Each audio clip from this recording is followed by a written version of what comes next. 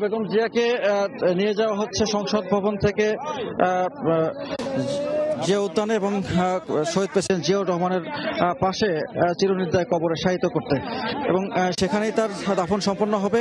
এবং সেই দাফন সম্পন্ন করতে এর মধ্যে সব প্রস্তুতি শেষ করা হয়েছে এবং নামাজে জানাজা অনুষ্ঠিত হয়েছে। এবং নামাজে জানাজা অনুষ্ঠিত মধ্য থেকে এই একটি আনুষ্ঠানিকতা শেষ হয়েছে এবং সারা দেশের যে লাখ লাখ মানুষ এসেছেন সেই লাখ লাখ মানুষ তারা এখনও অপেক্ষা করছেন বিভিন্ন রাস্তায়, বিভিন্ন পথে, বিভিন্ন রাস্তায় অপেক্ষা করছেন তার শেষ বিদায়টি স্মরণীয় করে রাখতে। এবং তাকে এই আমি যে প্রান্তে দাঁড়িয়ে আছি এখান থেকে তার মরদেহ যে কফিনটি, তার মরদেহের যে অ্যাম্বুলেন্সটি, যে পতাকাবাহী যানবাহনটি সেটি এখান থেকে যাবে, এরকম একটি খবরে এখানে উৎসুক মানুষজন ভিড় করেছেন।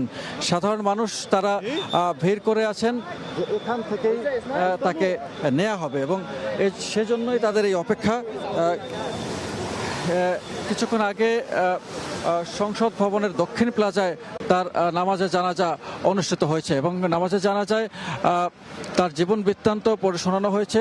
তার আগে প্রধান উপদেষ্টা তিনি কথা বলেছেন এবং দলের পক্ষ থেকে তার জীবন বৃত্তান্ত পড়ে শোনানো হয়েছে এবং তারেক রহমান তিনিও সংক্ষেপে দেশবাসীর কাছে দোয়া চেয়েছেন এবং তার বিদেহী আত্মার মাগফিরাত কামনা করেছেন।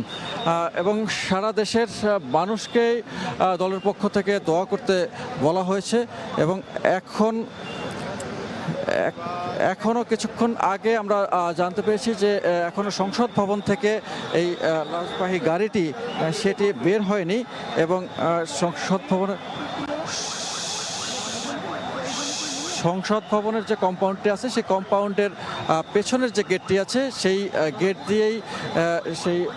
গেট দিয়েই বেগম খালেদা জিয়ার মরদেহটি সেখানে জিয়া উদ্যানে নেওয়া হবে এবং জিয়া উদ্যানে নেওয়ার জন্য সেখানে অপেক্ষা করা হয়েছে। এবং তার জানাজার নামাজটি অনুষ্ঠিত হয়েছে আরও অন্তত আধা ঘন্টার বেশি সময় আগে এবং নামাজের জানাজার ইমামতি করেছেন বায়তুল মোকাররমের খতিব।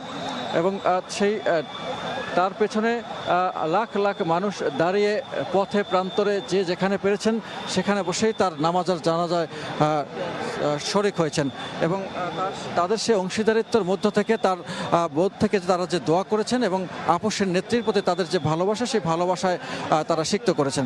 এবং এখনও মানুষজনের ভিড়, পুরো রাস্তা জুড়ে মানুষের ভিড় এবং তাদেরকে সামাল দেওয়ার জন্য